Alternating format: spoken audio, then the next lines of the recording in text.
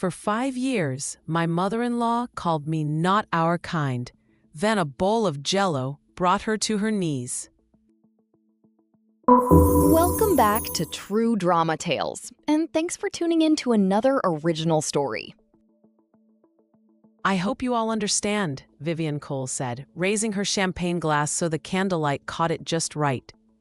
Why tonight I can't stop thinking about my son's future. 20 guests went quiet around the long dinner table. Grace felt every one of those eyes swing toward her like a searchlight. He married beneath him, said the woman on Grace's left, not even bothering to lower her voice. We all know it. The only question is how long it takes him to see it too. Grace set down her fork very carefully, the way you set down something you're afraid you might throw. She was 22 years old, married 2 days, and she already understood one thing with total clarity. Her husband's mother was never going to let her forget where she came from. None of this made any sense yet, so let's go back. All the way back, to the night that made Ethan Cole, the man who would one day fall in love with a girl on a washed-out dirt road 300 miles from anywhere. Ethan ran his own company by the time he was 30. Meridian Systems, his company, his name on the lease, his face on the About Us page. He built it from a laptop in a rented apartment into 40 employees and a floor of downtown office space in Ashford. People who worked with him used words like brilliant and relentless. None of them knew what July 14th did to him. Every year, as the date crept closer, Ethan found a reason to leave town. A retreat. A conference. Once he'd simply booked a beach in another hemisphere and told his assistant he'd be unreachable. He never explained why, and nobody who mattered ever asked twice. This year he couldn't run. His company was 3 weeks from closing its biggest contract yet, and the client wanted him in the room, personally, every single day. So July 14th was going to happen to him right here, in his own office, in his own city, with nowhere to hide. Marcus Reed had known Ethan since college, and he was the only person alive who understood exactly what that date meant. Marcus walked into Ethan's office without knocking 2 days before and got straight to it. "You're not going anywhere this year," Marcus said. "I already know that. So I found you the next best thing."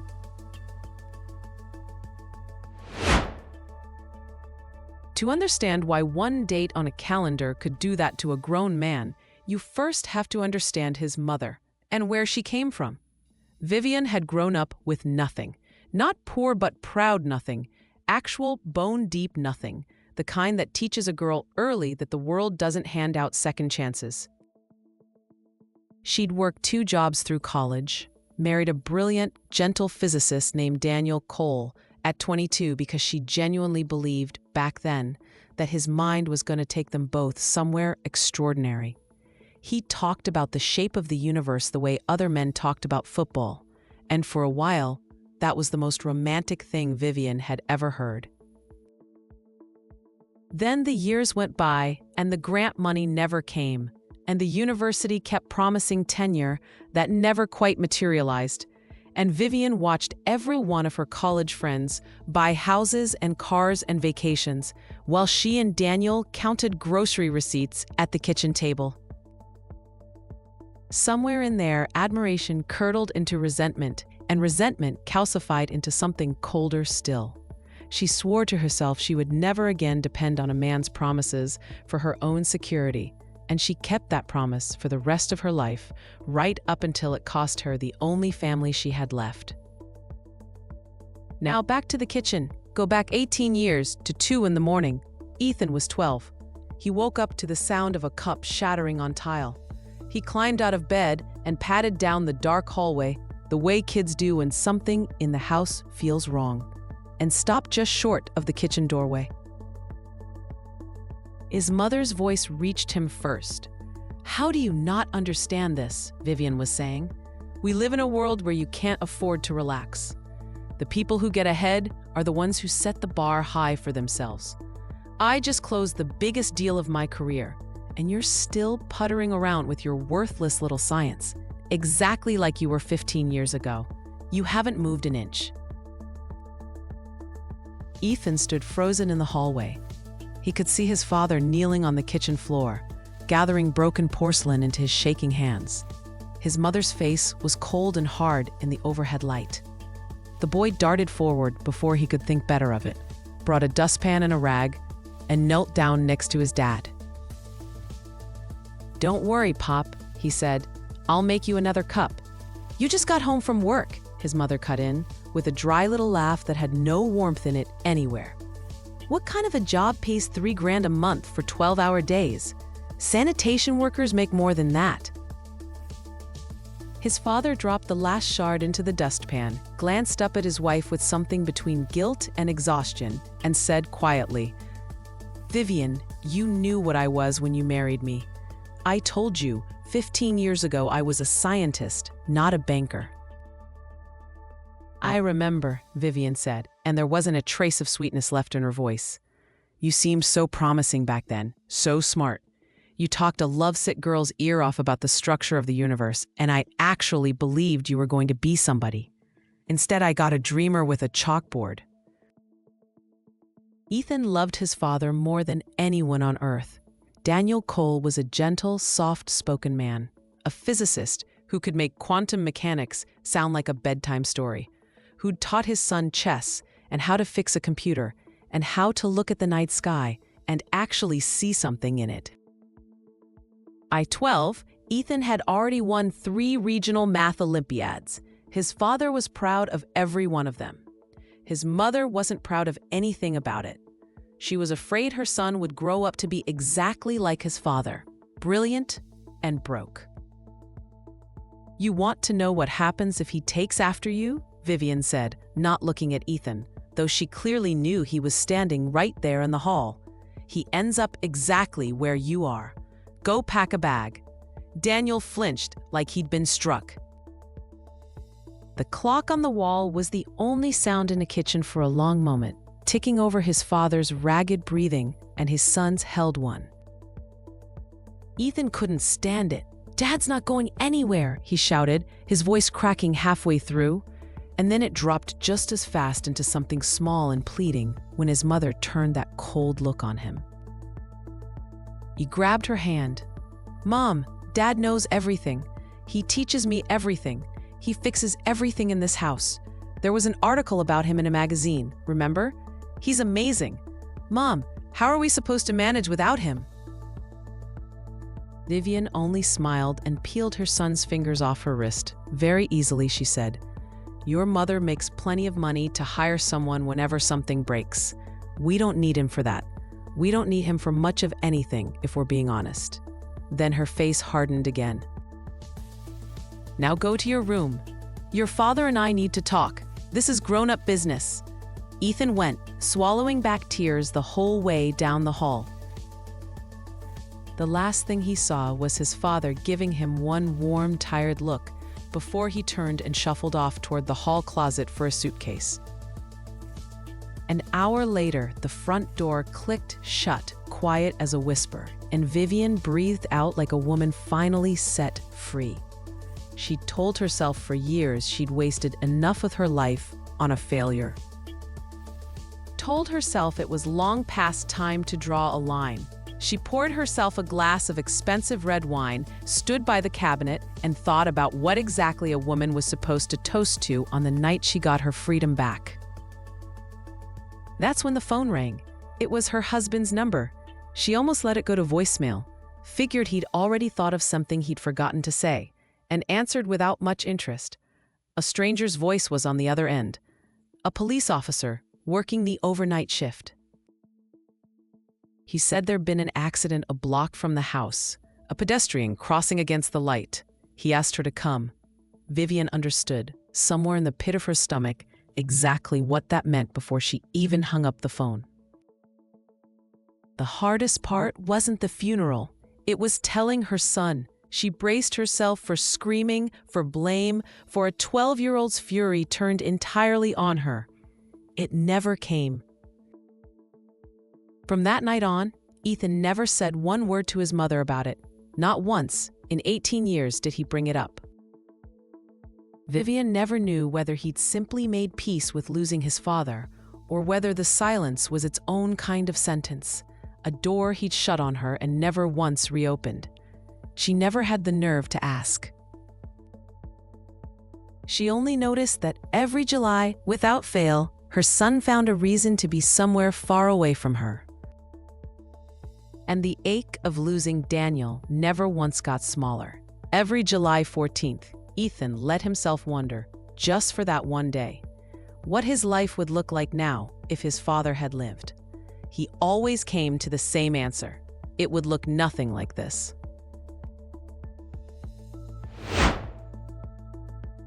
Which brings us back to Marcus, standing in Ethan's office with a plan.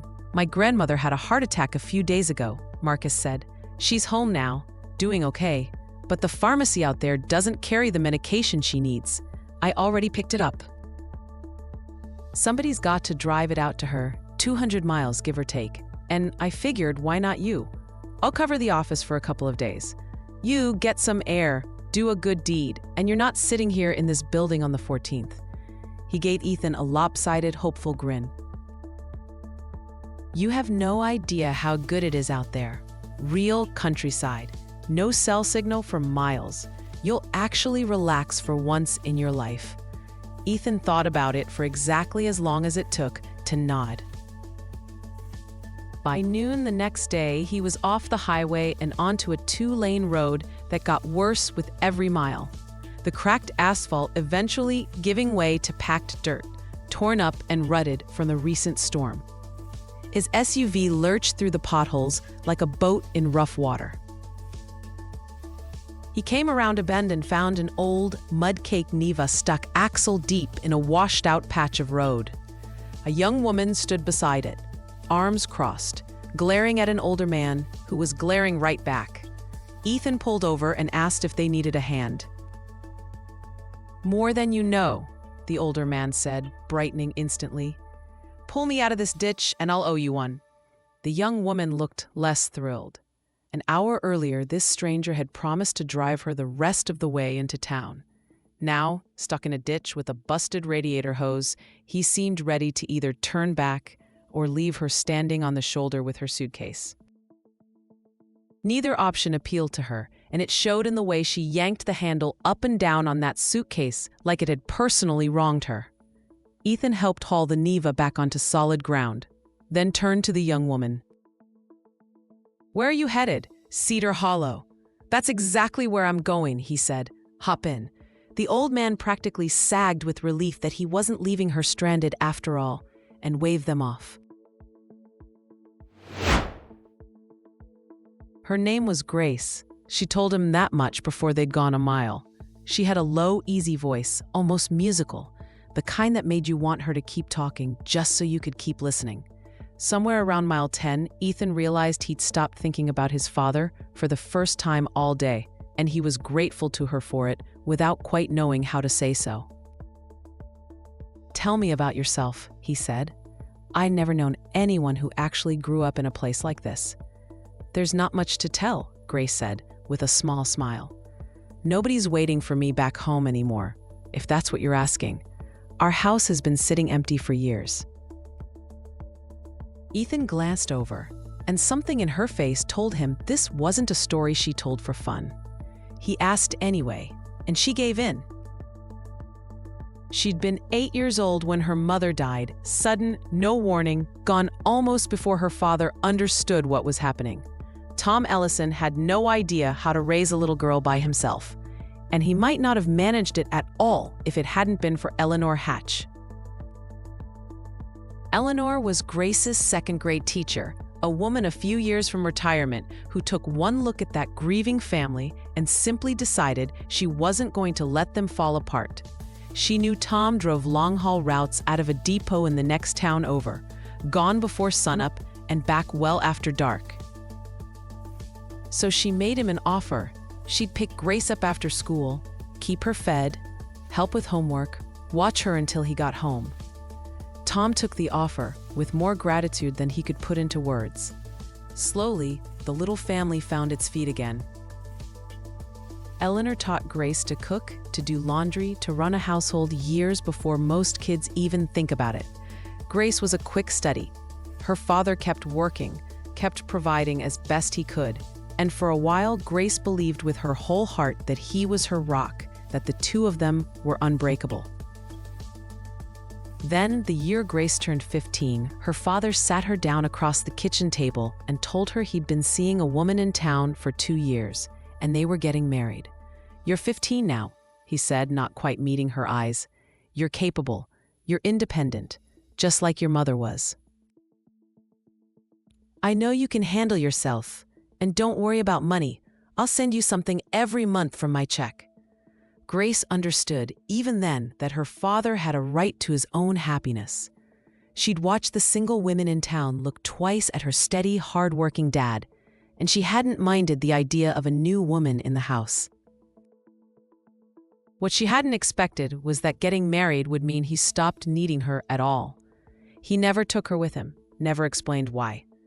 She decided she wouldn't be the kind of daughter who called and made herself a nuisance, and no one ever invited her over, not once. What Grace didn't find out until much later was that her father's new wife, a manicurist at an upscale salon downtown, used to getting exactly what she wanted, had made it clear from day one that children were not part of the deal.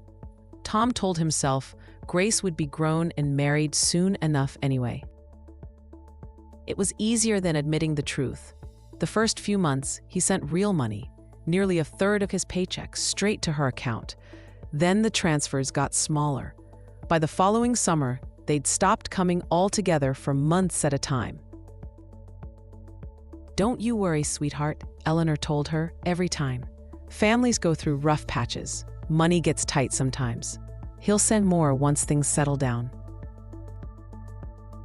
Things never settled down. When the checks did come, they were smaller than before and less frequent.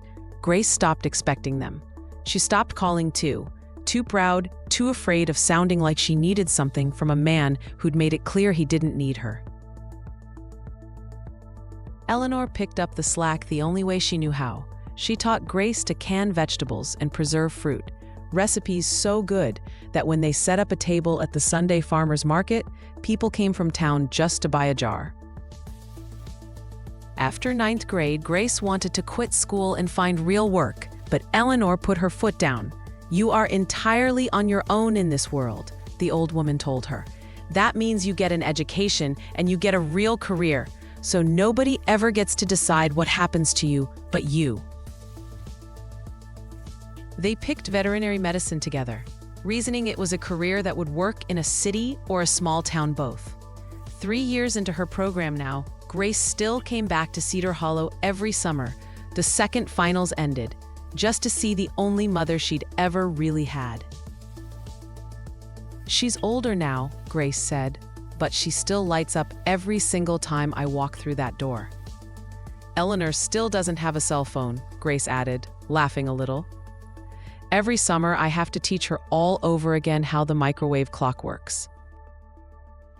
She says if the good Lord wanted her checking a screen every 5 minutes, he'd have given her 4 eyes instead of 2. Ethan laughed too, the first easy laugh he could remember in weeks. By the time she finished, the trees along the road had thinned out, and Cedar Hollow appeared in the windshield, like it had been waiting for them the whole time. Gross's small house sat right at the edge of town. She thanked Ethan and climbed out, and a few minutes later he pulled up outside a tidy farmhouse that belonged to Marcus's family, already expecting him, already warm with the smell of a home-cooked dinner. After supper, Marcus's grandmother suggested he walk down to the river before dark, said there was a spot to swim, or just sit and think and watch the water go by. Ethan sat at the edge of that water for a long time, turning Grace's story over in his mind. He kept finding pieces of himself in it.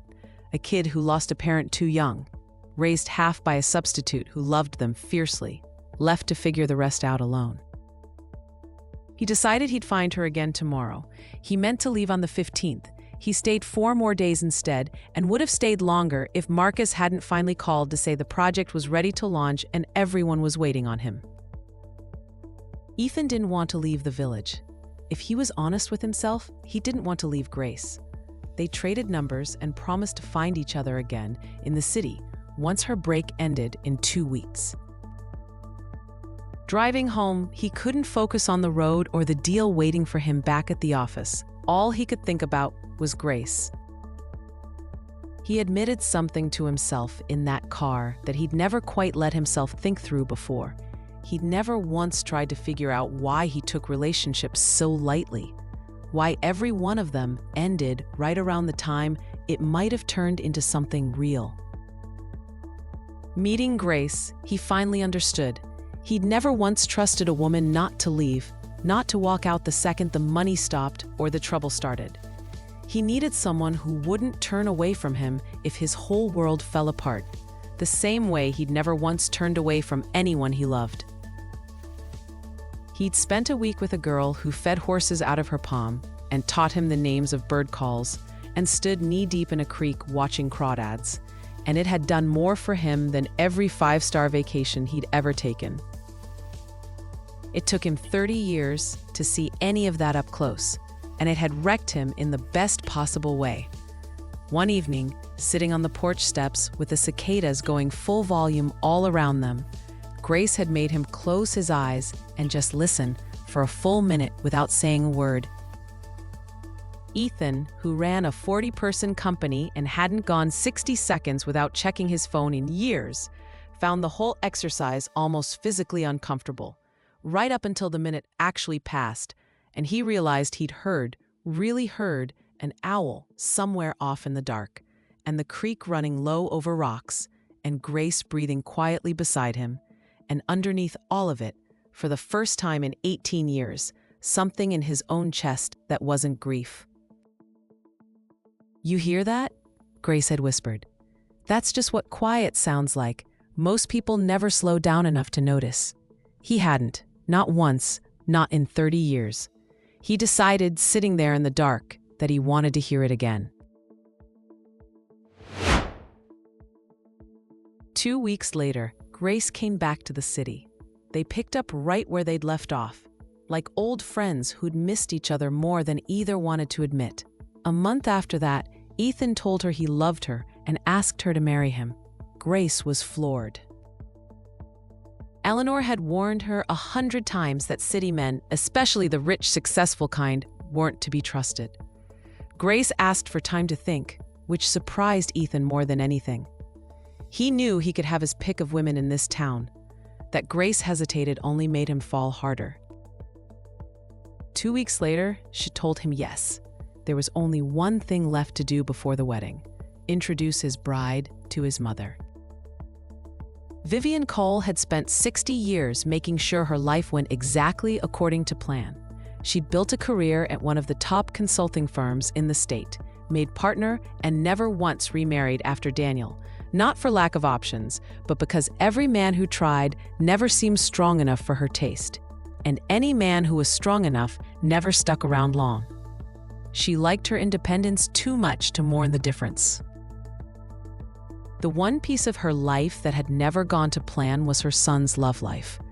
Ethan dated plenty, but he told every woman up front that he had no interest in marriage before 40, and he'd kept that promise for years, driving his mother slowly out of her mind. So when he called her one Saturday morning, sounding happier than she'd heard him in a decade, and said, "Mom, I'm getting married. I want you to meet her tonight," Vivian nearly dropped the phone. "You're going to give me a heart attack, sweetheart," she said. "You should have told me sooner. I need to plan a menu, order something nice, figure out what she likes." "Relax, Mom," Ethan said. "She's not the type who needs a fuss. Simple is better with her. She won't even notice the difference." That should have reassured her. It didn't. Vivian had already decided long before she ever met the girl that she would never approve of a marriage to someone without money, without status, without a name that opened doors. She had dinner catered anyway. Flowers everywhere, soft lighting, her best black gown with the gold beading, a diamond necklace, her hair done at the salon that afternoon. She looked, by every measure, spectacular. Ethan walked in with a slim, unremarkable-looking young woman at his side, and Vivian's good mood curdled on the spot. Grace's dress was simple and cheap, off a discount rack, though it fit her well enough. She crossed the room and offered Vivian a bouquet of red roses. "It's so wonderful to finally meet you, Mrs. Cole," she said, a little nervous. "Ethan's told me so many good things. I hope we can be friends." Something in Vivian actually turned her stomach. The clothes were bad enough. Worse was the way Grace talked. Clear, well-spoken, careful, thanks to years of Eleanor drilling proper grammar into her, but with a soft country lilt underneath every word that gave her away instantly. To Vivian's ear, that accent was a diagnosis. There was no question in her mind. This girl was not right for her son. "Mom, this is Grace, my fiancée," Ethan said firmly, watching his mother's face darken the moment Grace had opened her mouth. "We're getting married soon." You said it that way on purpose, to close the conversation before it opened, to make clear the decision was final and only the details were up for discussion. Vivian ignored the cue entirely. "And how long exactly have you two known each other?" she asked, sharp as a blade. Grace flushed and said nothing. Ethan answered for her evenly. "A month and a half, Mom. We've already decided. I just wanted you two to finally meet." Vivian understood in that instant that her opinion on this matter meant nothing to her son, and she wasn't about to pretend otherwise. Later, walking Grace through the house, she couldn't help herself. "Oh, sweetheart, if you only knew the women Ethan's dated," she said almost casually. "Smart, gorgeous, beautifully educated. Half of them from families with real money. You got lucky catching his eye like that." "I think so too," Grace said, entirely without irony. Vivian realized with something between fury and disbelief that the girl hadn't even caught the insult buried in it. That night, walking her guests to the door, she pulled her son aside and hissed, "Ethan, you've had your pick of women for years, and you chose a hillbilly. This is an embarrassment to this family." Ethan didn't answer, didn't even flinch, just walked away like he hadn't heard a word of it. Which stung Vivian worse than any argument could have. But Vivian did not let go of the idea that this marriage was a mistake that could still be corrected. She told herself, again and again, that if the wedding went ahead, she'd simply find the right moment to show her son exactly who he'd married and help him get free of her. She was doing this for him. That's what she told herself anyway. A wife should be her husband's equal, she reasoned. Should be able to keep up with him, intellectually, socially. What on earth could a country veterinary student offer a man like Ethan? Grace refused to move into his apartment before the wedding, Eleanor's old rules still holding firm, so she stayed in her dorm at the vet school, and Ethan spent the 2 weeks before the wedding hiring a designer to gut renovate his old bachelor apartment into something that actually felt like a home. A real bedroom. 2 empty rooms he privately hoped someday wouldn't stay empty. His mother came to see the place 2 days before the wedding and stopped cold in the doorway of one of those empty rooms, clearly meant for a child. "Are you telling me she's already pregnant?" she demanded. "No, Mom, nothing happened yet," Ethan said, reluctant. "My God," Vivian said, "how is she that behind the times? What century did you dig her up out of?" Ethan cut her off before it went any further. He wouldn't hear a bad word about Grace. Not from anyone, and certainly not from his own mother. He changed the subject and asked, flatly, whether or not she was coming to the wedding. Vivian dragged out her answer as long as she could, hoping the delay alone would send a message. In the end, of course she came. She wasn't about to miss her only son's wedding, but she made a point of saying she wouldn't be bringing a gift. You both understand perfectly well how I feel about this, she said, lips pressed thin. Mom, you don't even know her. Ethan tried one last time. She's a good person. We'll see, Vivian said coolly. Give it a month or two living together. Then we'll find out who she really is. The wedding 2 days later was small and warm, real friends only. A handful of Ethan's college buddies with their wives, a couple of Grace's classmates. Everyone laughed easily and meant it. Everyone except Vivian. She smiled where a smile was expected and said nothing sharp out loud. But watching her son follow Grace around the room with his eyes, catching every glance she gave him back, Vivian made up her mind, right there at the reception, that this marriage would not survive. She needed to move fast before Grace got pregnant. Once there was a grandchild in the picture, there'd be no getting rid of her. By the time the cake was cut, Vivian already had a plan. 2 days after the wedding, she called Grace directly and invited the newlyweds to dinner. Grace was thrilled. She understood perfectly well that her mother-in-law wasn't happy about the marriage, and she wanted, more than almost anything, to be the one who fixed that. She went to the salon before the dinner, wore her best dress, hoped it would be enough. When they arrived, Vivian wasn't alone. 2 of her closest friends were there too, women just as polished and successful as she was. And the 3 of them turned on Grace with polite, needling curiosity the second she walked through the door. "So tell me, Grace, why on earth veterinary medicine?" one of them asked, an elegant, silver-haired woman who clearly enjoyed the sound of her own question. "That's not exactly women's work, is it?" "I love animals," Grace said, smiling. "I always wanted to help them, treat them. And out where I'm from, it's about as essential a job as they come. City folks have a vet clinic on every corner. Out in the country, good veterinary care is hard to find. Every farm's got chickens, cows, goats, rabbits, hogs. Somebody's got to look after all of that." Vivian rolled her eyes through the whole answer.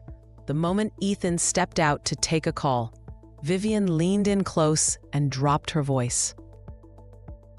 "Grace, you're lucky it was just my closest friends here tonight and not real company. I would have died of embarrassment. Couldn't you have dressed a little more appropriately?" Grace felt the heat rush straight to her face. She looked down at the dress she'd been so sure would do the trick. Both of Vivian's friends were watching her now with poorly hidden smirks. "I'm so sorry, Mrs. Cole," Grace managed. "I'll take your advice to heart. I promise I won't come looking like this again." "See that you don't," Vivian said with icy politeness. "Next time, think a little harder about where you're going. This isn't the county fair." Before Grace had a second to recover, the other friend jumped in, amused. "And do watch how you talk too, honey. In our circle, we tend to speak a bit more refined. Maybe find yourself a diction coach." Ethan walked back in just in time to see the color draining from his wife's face and understood immediately that something had happened while he was gone. He shot his mother a hard look, but bit his tongue. That visit killed whatever hope Grace had of ever winning Vivian over easily. She understood exactly how difficult that woman and her friends were going to be, and she started dreading every occasion that put her in the same room with them. But when November rolled around and it was Vivian's birthday, Ethan told her plainly there was no getting out of it.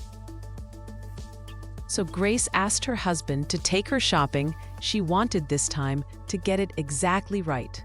Ethan understood how badly she wanted his mother's approval, and he wasn't about to let her fail for lack of trying. He took her to one of the best boutiques in town and let her pick out a gown by a well-known designer, shoes to match, the right jewelry, and paid for every bit of it without a second thought. At the party, Grace looked stunning, every bit the equal of Vivian's polished, expensive friends, dressed and styled at the same salons they used. Dinner was in full swing when an older woman seated beside Grace fumbled her fork and dropped it to the floor. "I've got it," Grace said quickly.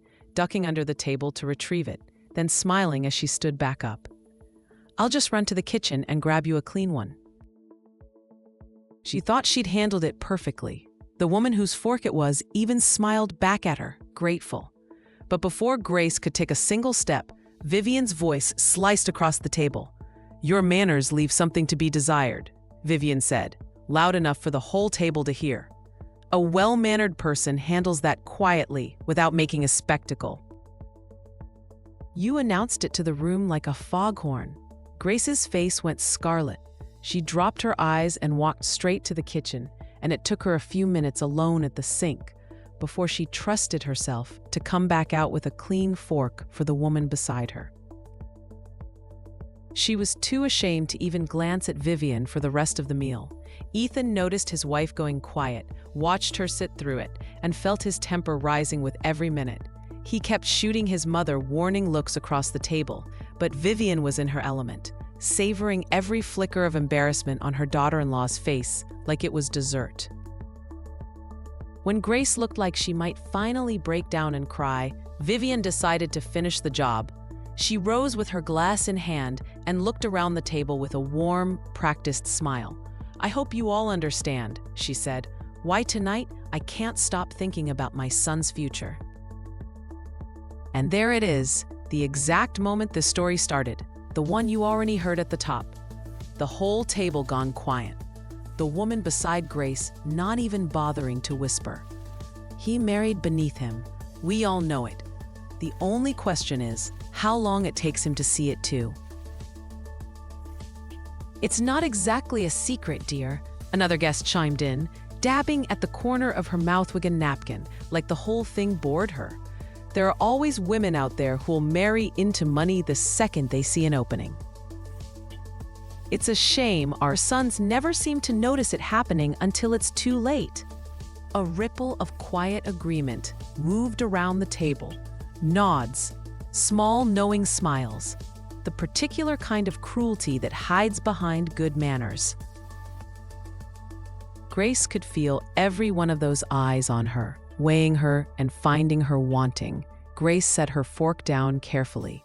She was 22 years old, married 2 days, and she already understood with total clarity that her mother-in-law had no intention of ever letting this go. "We're leaving," Ethan said, pushing back from the table. He took Grace by the hand and walked her straight out of the dining room, furious but unwilling to blow up the party any further. He'd already decided his mother had done enough damage for one night. He'd deal with her tomorrow. Outside, a cold November wind cut through the parking lot. Grace's face still burned with shame, worse than anything she'd ever felt in her life. "I'm sorry I let it go on that long," Ethan said quietly. "I kept hoping she'd let it drop, and she just kept digging in. I'm going to make her apologize to you tomorrow." "Don't," Grace said, surprising him. "I don't want an apology. I understand her. You're the only person she has left in the world. Her friends aren't exactly loyal, and I think she knows it. You're all she's got." Ethan insisted he wasn't going to let his mother talk to his wife that way again, not ever, that he'd choose Grace over her without hesitation if it ever came to that. Grace disagreed.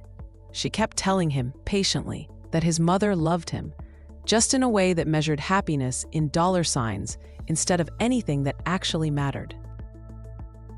Vivian could have let her son build his own life the way Grace's own father had, walking away entirely.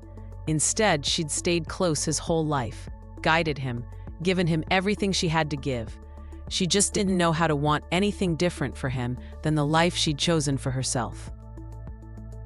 Grace believed, honestly and completely, that if Vivian could just see how happy their marriage made him, she'd eventually come around. "She'll see we're good together," Grace said, "and she'll come to accept it. She'll understand that happiness doesn't come with a price tag." Ethan shook his head, unconvinced. "People don't change, Grace.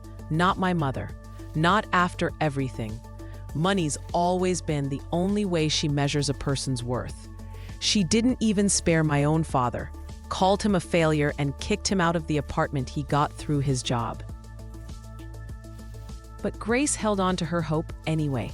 She believed, the way only someone who'd never had a mother could believe, that time healed almost everything. The following spring, Grace went into labor at 2 a.m, and Ethan drove to the hospital faster than he'd ever driven anything in his life. Running 2 red lights, he denied to his dying day. Danny arrived just before sunrise, red-faced and furious at the whole business of being born. And the second the nurse laid him on Grace's chest, Ethan understood something he'd never quite let himself feel before. Not since he was 12 years old, standing in a dark hallway, listening to his whole world come apart. He felt, for the first time in 18 years, like his family was actually whole. He called his mother from the hallway outside the delivery room, thumb hovering over her name for a long moment before he put the phone back in his pocket instead. Not yet, he told himself. Let her ask first. She never did. Time did not, in fact, heal much of anything. A year in, Vivian called occasionally, always for updates on Ethan's work, never once asking how the marriage was going. She never came by, and Grace stopped trying to convince her to. When Vivian did have something to say about her daughter-in-law, it was never kind. 2 weeks before Grace was due to give birth, they still hadn't told Vivian she was pregnant. Grace had asked Ethan to hold off, let his mother ask if she ever bothered to. She never did. Ethan hated the visits by then. His mother, brilliant and educated and successful in every measurable way, still found the cruelest possible words whenever Grace's name came up. "We're not exactly aristocracy, sweetheart," she told him once, "but I think we can safely say we're first-class people. Your wife doesn't even qualify as second." "Mom, people aren't merchandise," Ethan snapped, jaw tight. "Everything in this world has a value," Vivian said, unbothered, "and your wife's is somewhere around 0. Another time she smiled and said, almost sweetly, "I'm so glad you come by yourself these days. Every time I picture that little farmhand of yours clomping across my imported hardwood floors, I feel ill. Has she even learned to walk in heels yet?" Ethan didn't dignify it with an answer. Grace had been perfectly graceful on heels since long before she'd ever met him. His mother was simply hunting for something, anything, to hold against her. He started visiting less and less, started making excuses about work. Vivian never once softened, never once let the girl through her door, and never showed the slightest interest in how her son's family was actually doing. 5 years passed like that. There was the Thanksgiving. Ethan invited his mother over, and she sent a one-line text instead, busy with a client dinner maybe next year, and never once mentioned it again. There was the anniversary dinner where Vivian spent the whole hour asking about Meridian's quarterly numbers, and never once asked how Grace's veterinary practice was coming along, though Ethan had told her about it twice already. There was the Christmas Grace spent 2 full days baking, hoping this might finally be the year Vivian showed up. And Vivian called at 6 that evening to say she'd decided to fly out to Miami instead, last minute, with friends. Grace stopped baking for Christmas after that. Their son Danny, named for his grandfather Daniel, was closing in on his 4th birthday, and Vivian still had no idea her grandson existed. She hadn't asked. She'd made it very clear, over and over, that she wasn't interested in Grace's life, and Ethan had stopped volunteering information she plainly didn't want. More than once, Ethan had come close to telling his mother the truth flat out. That she had a grandson, that he was smart and funny and had her own stubborn chin, just to see if it would crack something open in her. Grace always talked him out of it. "Let her ask," Grace said every time. "If we hand it to her, it won't mean anything. She has to want it herself." Ethan wasn't sure his mother was capable of wanting anything she couldn't put a price on. But he loved his wife enough to wait. even when waiting felt like losing. One afternoon, Ethan stopped by his mother's house to check in. She was in high spirits, dressed to the nines, trailing an expensive French perfume behind her. "What is that, Mom? It smells incredible," Ethan said, genuinely charmed, already thinking about picking up a bottle for Grace. Vivian read his mind instantly. "Sweetheart, if you're thinking that scent would suit your wife, you're mistaken. Every time I've been to your place, it smells like fried potatoes and gravy. That's her perfume. French elegance was never going to work on a girl like that." She laughed at her own joke, pleased with how neatly it captured everything she thought of her son's wife. Ethan said nothing. He picked up the perfume bottle off her vanity, read the label, and asked where she was headed dressed like that. She was going to the mayor's wife's birthday dinner, an old friend, a big event downtown. "Please tell me you're taking a cab," Ethan said, knowing full well his mother hadn't touched a rideshare app in a decade. "I haven't used a taxi in 10 years, she said, "and I'm not planning to drink tonight anyway. You know I barely touch the stuff." At the restaurant, though, she had one glass of champagne toasting the birthday girl. Just one. She stayed a couple of hours, waited what she was sure was plenty of time for it to clear her system, and then got behind the wheel of her SUV and drove home. She was a good driver, decades of experience, careful, confident, streetlights, empty road, her own thoughts, replaying the toast, the champagne, her friend's warm smile, then a shape at the curb. A heavyset man, stepping off the sidewalk without looking, already halfway into the crosswalk. He froze in her headlights. Vivian wrenched the wheel. Too late. The bumper caught him first. Metal screamed against the guardrail a half-second later. Then silence, the kind that rings in your ears louder than the crash itself. The man lay in the road. Vivian tried to get out, tried to see how badly he was hurt, and a bolt of pain shot up her spine so sharp she understood immediately something inside her had broken. The diagnosis, once the ambulance got her to the hospital, was a fractured spine. There were police in her room within the hour, a detective. The other man's lawyer, the pedestrian himself, mercifully walked away with a mild concussion and a broken arm. He was recovering in a room down the hall, and Vivian spent every spare thought praying she could settle things with him quietly before it ever went anywhere near a courtroom. People in her circle did not do well with public scandal. Ethan arrived within the hour. He listened to the whole story and promised he'd handle it quietly, keep it out of the papers, since that seemed to matter to her more than anything else about the whole ordeal. The next day, doctors told her surgery was unavoidable and started prepping her. Vivian called her friends. Every single one of them offered warm sympathy over the phone, asked what she might need. Only one of them actually showed up, the mayor's wife, the one whose birthday dinner she'd been driving home from. And even she came only to beg Vivian never to mention publicly that the accident happened on the way home from her party. "You understand, don't you, Vivian?" the woman said, practically wringing her hands. "That kind of story could really hurt my husband's reputation, and mine. And you were driving from a bar, if we're being honest about it." Vivian barely heard the rest. She was too busy recognizing, with a slow, sick feeling, exactly what it felt like to be lectured and dismissed by someone who claimed to care about you. It was, she realized, precisely what she'd been doing to Grace for 5 straight years. 2 more days passed. Ethan visited every single day. Her friends called, sent flowers by courier, and never once came in person.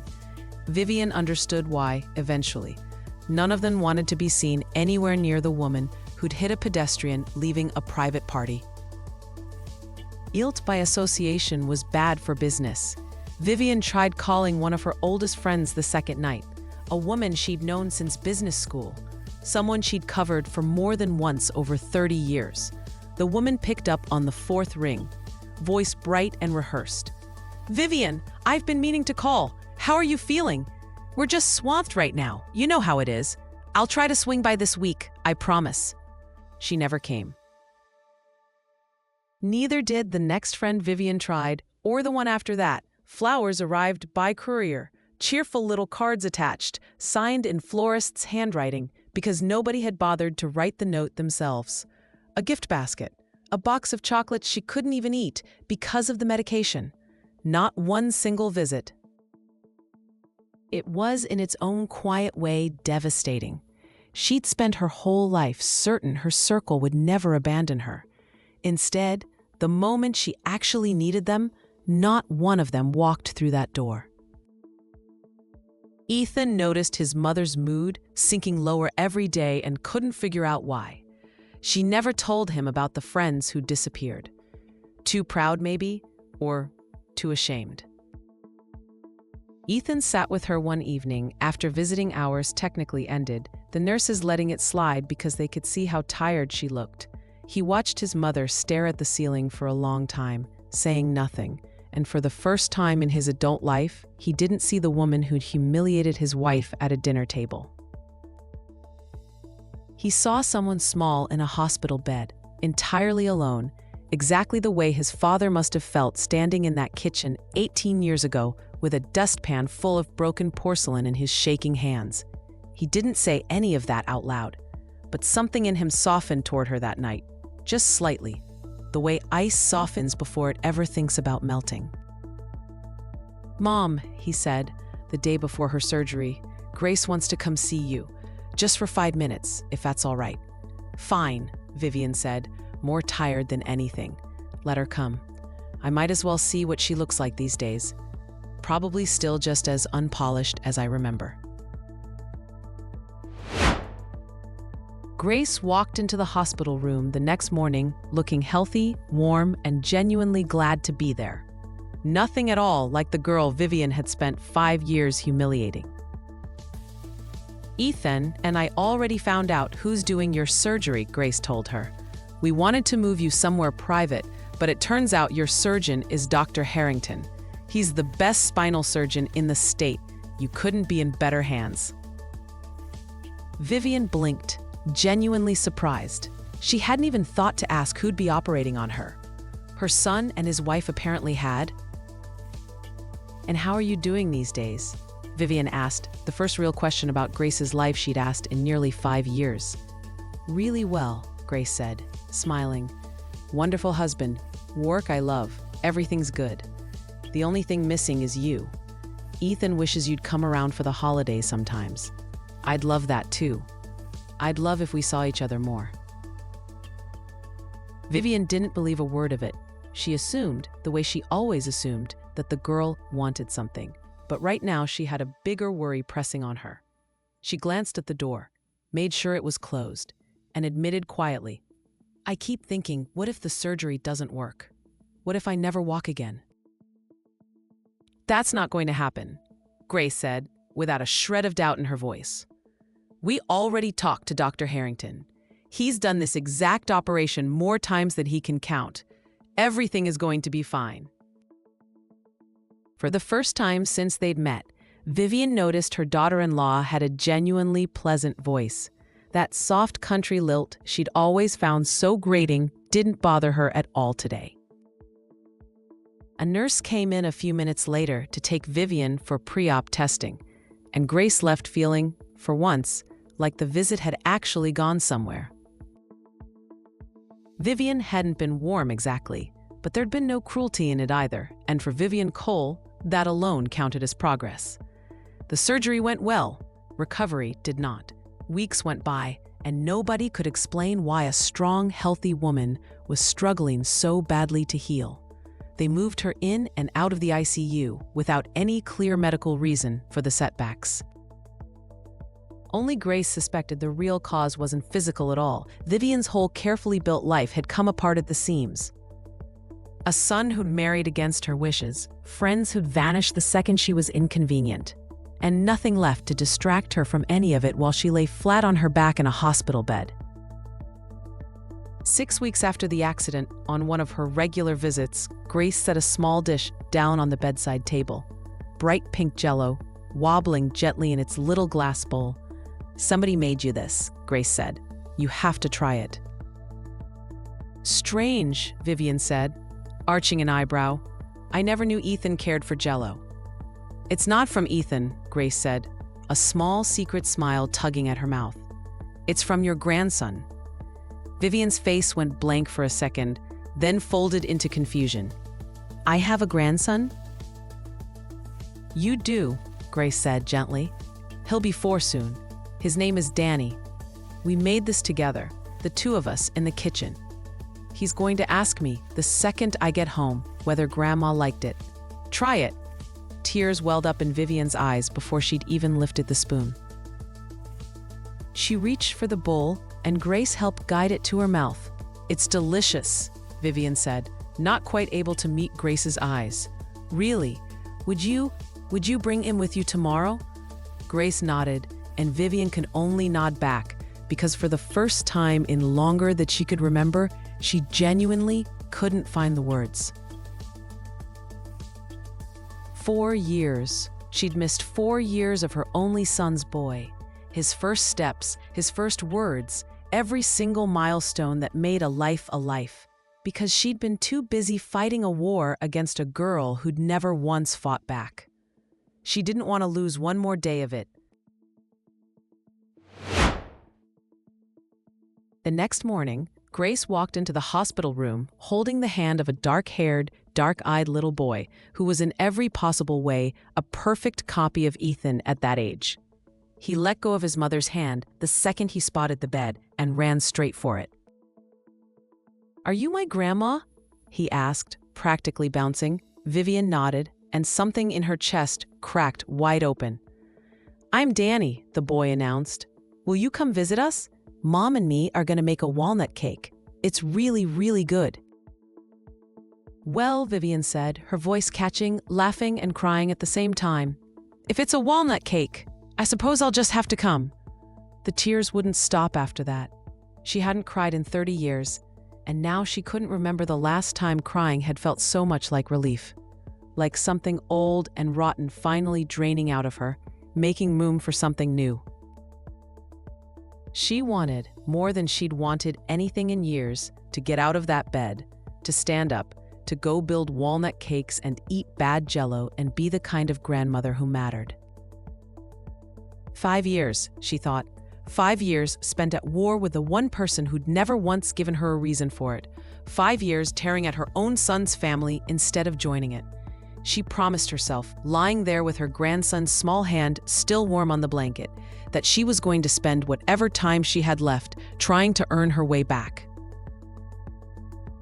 3 months later, once the physical therapy finally let her walk unassisted again, Vivian showed up at Ethan and Grace's front door carrying nothing but a bottle of wine she didn't plan to drink and a bag of walnuts, because Danny had informed her over the phone, with great seriousness, that a walnut cake without real walnuts doesn't count.